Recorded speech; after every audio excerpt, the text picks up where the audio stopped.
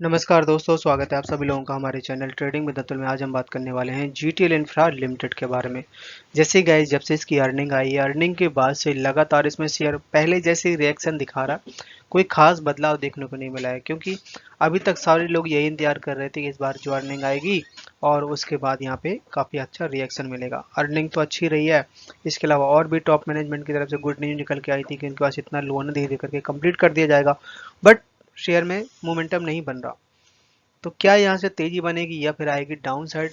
क्योंकि आज के दिन आई है बड़ी रिसर्च, उस रिसर्च में 2028 तक बताया गया कि गेम चेंजर साबित हो सकता है।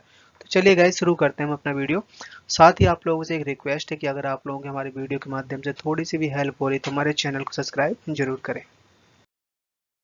सुबह के समय तो ऐसा लग रहा था कि मार्केट 19,000 के भी नीचे चला जाएगा, क्योंकि यूएस में लगातार इन्फ्लेशन के नंबर और भी बहुत सारी चीज़ें चल रही हैं, जिससे अगर हम बात करें कल के दिन की तो बहुत ज़्यादा गिरावट देखने को मिली थी। उसका इम्पैक्ट सुबह के समय दिखाई दिया, बट रिकवरी दिखाई है। सबसे ज़्यादा रिकवरी निकल के आई है आईटी में, 183 पॉइंट्स की, सेंसेक्स में 137 और निफ्टी 50 में 30 पॉइंट्स की गिरावट देखने को मिली है यहाँ पे बैंक निफ्टी में। और स्मॉल कैप का जो इंडेक्स में हुई है बहुत अच्छी तगड़ी खरीदारी, 180 पॉइंट्स की। शेयर में अच्छे खासे वॉल्यूम के साथ कामकाज होता हुआ देखा जा रहा है, बट रिएक्शन वही है कि 5% ऊपर 5% नीचे, इसी तरीके से ये काम करता है। ऐसे में अगर कोई चाहे कि इसमें भी पैसा कमाया जा सकता है, 5% ऊपर 5% नीचे, नीचे खरीदो ऊपर बेचो और फिर नीचे खरीदो, तो काफी टाइम से इसी तरीके से रिएक्शन दिखा रहा है और इस वजह से शेयर में कहीं कोई रिटर्न्स नहीं दिखाई दे रहे हैं। यहाँ पे निकल के आई है एक बड़ी रिसर्च, इसमें बताया जा रहा है कि latest telecom tower market growth analysis 2023। तो जिस तरीके से यहाँ पे पहले 2G आया, फिर 3G 4G 5G, उसकी वजह से बहुत सारे टावर्स हैं, बहुत सारे नेटवर्क की रिक्वायरमेंट पड़ रही है। तो यहाँ पे काफ़ी ज़्यादा वैल्यूएबल कंपनियां हो सकती हैं आने वाले टाइम में, क्योंकि इन लोगों ने काफ़ी ज़्यादा सपोर्ट कर रहे हैं इन सारे प्रोसेस को कंप्लीट करने में, जिसमें बहुत सारी कंपनियां शामिल हैं। आप देख सकते हैं Indus tower limited, India telecom infra limited, Hisar telecom, और जिसमें जीटीएल इंफ्रा आपका 4th नंबर पे आता है। उसके बाद हैं आपकी बहुत सारी कंपनियां, आप देख सकते हैं। सो यहाँ पे telecom global tower market size was valuable USD million in 2022 and will reach USD million in 2028, जो कि काफ़ी अच्छी ग्रोथ देखने को मिल सकती है 2028 तक, क्योंकि इनके बगैर काम कंप्लीट नहीं हो सकता। यहाँ पे नॉर्मल टावर की रिक्वायरमेंट नहीं होती है, काफ़ी स्ट्रॉन्ग स्ट्रक्चर की ज़रूरत पड़ती है, जो कि यहाँ पे जो भी विंड होती है उससे इससे बचाव कर सके। अब क्या है गाइस कि जो पेनी स्टॉक होते हैं बहुत अच्छे रिटर्न भी देते हैं और काफ़ी बार आपको थका के भी रख देते हैं। तो यहाँ पे LIC है, जो कि 5 ऐसे पेनी स्टॉक हैं जो कि होल्ड करती है। इसके अलावा जैसे डोली खन्ना हो गया, आशीष कोचौलिया हो गया, ये गाइस बड़े बड़े ऐसे लोग हैं जो कि यहाँ पे इन्वेस्टमेंट कर रहे हैं। तो यहाँ पे LIC के ऊपर आज खबर आ गई है, जो कि जीटीएल इंफ्रा के भी गाइस स्टेक रखती है। और यहाँ पे जीटीएल इंफ्रा के बारे में ये बताया जा रहा है कि इसकी जो रेवेन्यू फ्रॉम लॉन्ग टर्म 5, 10, 15 साल के बारे में बोला जा रहा है कि कम से कम 5 से 10, 15 साल के लिए होल्ड करेंगे, तब यहाँ पे बहुत बड़ा मूव भी देखने को मिल सकता है।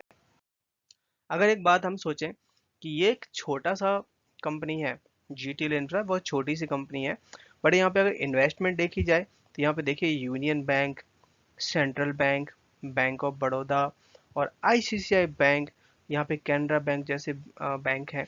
ये देखिए आप 12% की होल्डिंग है यूनियन बैंक की, सेंट्रल बैंक की है करीबन 7.5%, आईसीआईसीआई बैंक की है 4%। तो आप देख सकते हैं कि LIC जैसी भी बड़ी बड़ी कंपनियां यहाँ पे 3.5% तक का स्टेक रखती हैं, जो कि गाइज अपने आप में बहुत बड़ी इन्वेस्टमेंट है, जो कि चौंकाने वाली है। तो करीबन ये टोटल बैठता है 42% तक का स्टेक इन बड़ी बड़ी कंपनियों के पास में है। इस बार की जो अर्निंग आई थी, अर्निंग बहुत अच्छी रही है। कंपनी की जो सेल है वो जरूर डाउन हुई है साल दर साल 2% के आसपास। बात की जाए यहाँ पे BS इंडिया कारोबार के बारे में, तो आज के दिन यहाँ पे 67% की डिलीवरी उठाई गई है।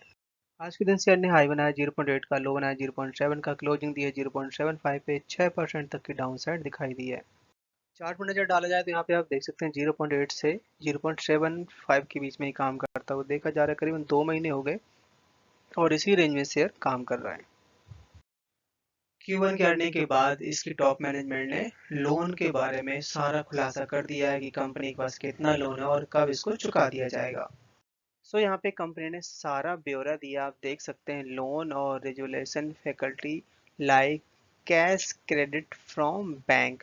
तो यहाँ पे कंपनी के पास टोटल अमाउंट जो आउटस्टैंडिंग है करीबन 5,897, मतलब 6,000 करोड़ के आसपास। और यहाँ पे unlisted debit security, total amount outstanding और total amount outstanding amount default as date. तो यहाँ पे 6,500 करोड़ के आसपास कंपनी के पास टोटल उधारी अभी ड्यूज है।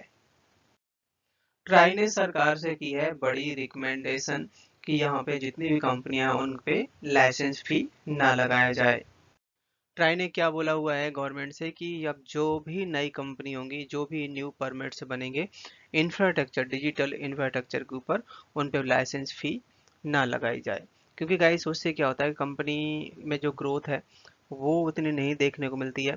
क्या है कि आप एक बार लाइसेंस फी ले लो, साल दर साल आप लाइसेंस फी लेते हो, उसमें कंपनी को बहुत ज़्यादा घाटा उठाना पड़ता है और बहुत बड़ा अमाउंट होता है उस लाइसेंस का।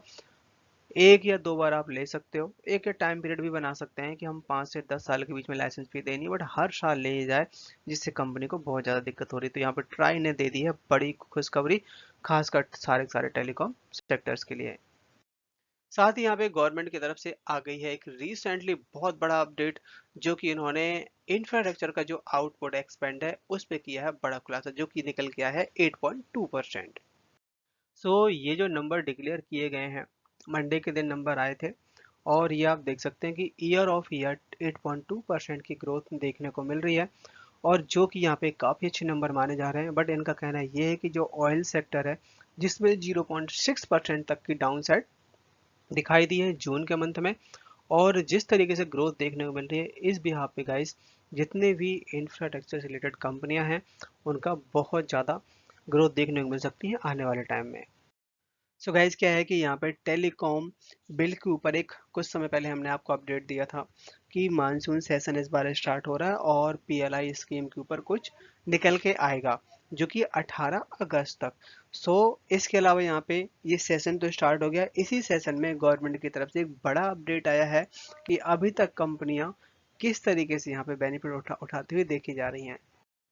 सो अभी तक अगर हम बात करें टिल मई 2023 तक करीबन 7,000 करोड़ के आसपास यहाँ पे पीएलआई स्कीम के तहत कंपनियों को फायदा दिखाई दिया है।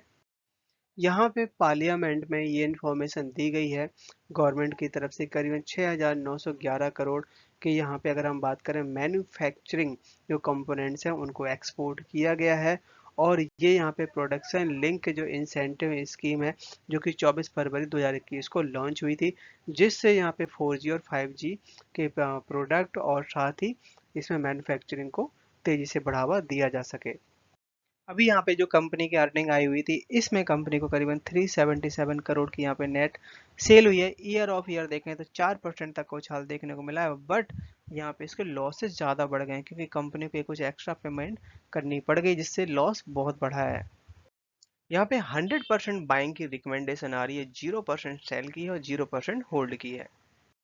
तो बात की जाए यहाँ पे अगर हम एफआईआई की होल्डिंग की, तो एक साल पहले यहाँ पे 2% के आसपास स्टेक था, जो कि अब ना के बराबर ऑलमोस्ट सारा बेच के निकल चुके हैं। अगर हम बात करें यहाँ पे डीआईएस की, तो डीआईएस की एक साल पहले यहाँ पे करीबन 52% का स्टेक था, जो कि अब यहाँ पे 46% का स्टेक रह गया है। अब बारी आती है कि प्रोमोटर्स के पास में कैसी होल्डिंग है। दोस्तों यहाँ पे जो प्रोमोटर्स हैं उनके पास केवल 3% की होल्डिंग है बस, और एफआईआई के पास में करीबन 1.9% स्टेक है। डीआईएस के पास में काफ़ी अच्छा स्टेक है, करीबन 51% का स्टेक है, और जो पब्लिक है पब्लिक के पास में 43% का स्टेक है। जो हमारे रिटेल इन्वेस्टर हैं दोस्तों उनके पास काफ़ी अच्छी खरीदारी है, और बट दोस्तों लॉन्ग टर्म के हिसाब से आप इसको रखेंगे तो काफ़ी अच्छा रिटर्न मिलने वाला है, क्योंकि इनका जो काम है काम बहुत ही अच्छा है। और जिस तरीके से आने वाले टाइम में जो बजट आया था अभी रिसेंटली, बजट में भी दोस्तों बहुत सारी चीज़ें निकल के आई थी जिसका इम्पैक्ट यहाँ पे पड़ने वाला है। पर इसकी जो अर्निंग है उसने कर दिया बहुत बड़ा खुलासा। आप देख सकते हैं कि यही जो यहाँ पे आप सेल है, सेल ऑलमोस्ट सेम है पिछले साल के क्वार्टर से, और इस बार का जो मार्च का क्वार्टर था उससे भी डाउन है सेल। बट यहाँ पे इनके जो खर्चे हैं वो बहुत कम हो गए, वो आए हैं केवल 300 करोड़ के आसपास, जो कि मार्च पिछले क्वार्टर के महीने में 1000 करोड़ के आसपास बैठे थे, जिसकी वजह से कंपनी को यहाँ पे 100 करोड़ का लॉस हुआ है, जो कि पिछले क्वार्टर में 750 करोड़ का लॉस, बहुत बड़ी बात होती है जितना रिकवरी करना।